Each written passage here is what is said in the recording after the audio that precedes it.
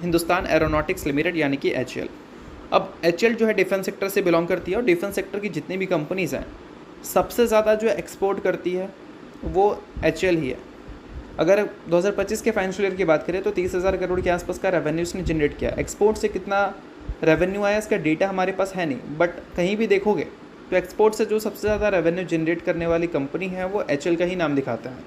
ठीक है, अब ठीक है, अल्टीमेटली एक्सपोर्ट की अगर बात हो रही है तो अभी एक न्यूज़ हमें सुनने को मिल रहा है जिसमें ये मेंशन किया गया है कि ट्रंप अगले 2 वीक में ईरान के ऊपर अटैक करते हुए नज़र आ सकते हैं, या फिर बोल सकते हैं ईरान और इजराइल का जो कॉन्फ्लिक्ट है उस कॉन्फ्लिक्ट में उनका भी रोल हमें देखने को मिल सकता है। अब उनका अगर रोल देखने को मिलेगा तो ऑब्वियस सी बात है कि ईरान के फेवर में तो वो रोल होगा नहीं, इजराइल के फेवर में होगा, क्योंकि यूएस और इजराइल का रिलेशन काफ़ी बेटर हमें देखने को मिलता है। अब ये जो 3 कंट्री के बीच में जो भी वॉर जैसी सिचुएशन है उसमें से 2 कंट्री इजराइल और यूएस से हमारा रिलेशन अच्छा है।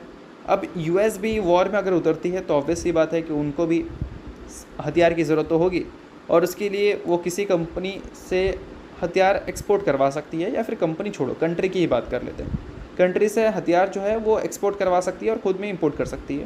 तो इसमें क्या है कि इंडिया का नाम देखने को मिल सकता है, और इंडिया में हमारी जो कंपनी है इस वजह से आज के दिन आपको अच्छा परफॉर्मेंस भी करती हुई देखने को मिली है। अब इन सारी चीज़ों के बाद दोस्तों HAL से रिलेटेड और भी अपडेट है। अगला अपडेट यहाँ पर यह है कि 27 जून को HAL आपको बोर्ड मीटिंग कंडक्ट करती हुई दिख रही है। अगले फ्राइडे की ये बात होगी, मतलब अगले फ्राइडे कंपनी का बोर्ड मीटिंग रहने वाला है, जिस दिन कंपनी आपको डिविडेंड का प्रपोजल रखती हुई दिखेगी, और ये फाइनल डिविडेंड होगा। 2025 के फाइनेंशियल ईयर का फाइनल डिविडेंड कंपनी आपको देती हुई नज़र आ सकती है। 27 जून के बोर्ड मीटिंग के आउटकम में आपको ये सारी चीज़ें सुनने को मिल सकता है।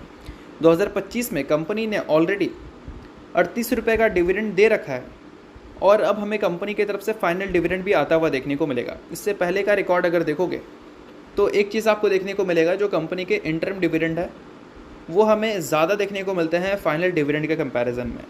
पिछले बार फाइनल डिविडेंड जो मिला था वो 13 रुपये मिला था, और उससे पिछले बार 15 रुपये मिला था, और लास्ट टाइम जो इंटरम डिविडेंड मिला था वो 25 रुपये मिला था, उससे पहले जो मिला था वो 22 रुपये था, और उससे पहले जो था वो 20 रुपये था। तो हम उम्मीद तो कर सकते हैं कि फाइनल डिविडेंड इंटरम डिविडेंड के मुकाबले कम ही देखने को मिलेगा, बट अगर मिलता है तो अल्टीमेटली क्या है कि इससे शेयर होल्डर के लिए तो अच्छी खबर ही है। बट हाँ, इन सारी चीज़ों को सिर्फ एजुकेशन पर्पज़ की तरह लेना, अपडेट की तरह लेना, इसको रिकमेंडेशन मत माना, क्योंकि डिविडेंड से रिलेटेड, स्प्लिट से रिलेटेड, बोनस से रिलेटेड जो भी अपडेट्स होती हैं उससे क्या है इन्फ्लुएंस ज़्यादा नहीं होना चाहिए, क्योंकि उससे जो एक्टिविटीज़ होती है स्टॉक में वो कुछ ही ट्रेडिंग सेशंस के लिए हमें देखने को मिलता है। ठीक है।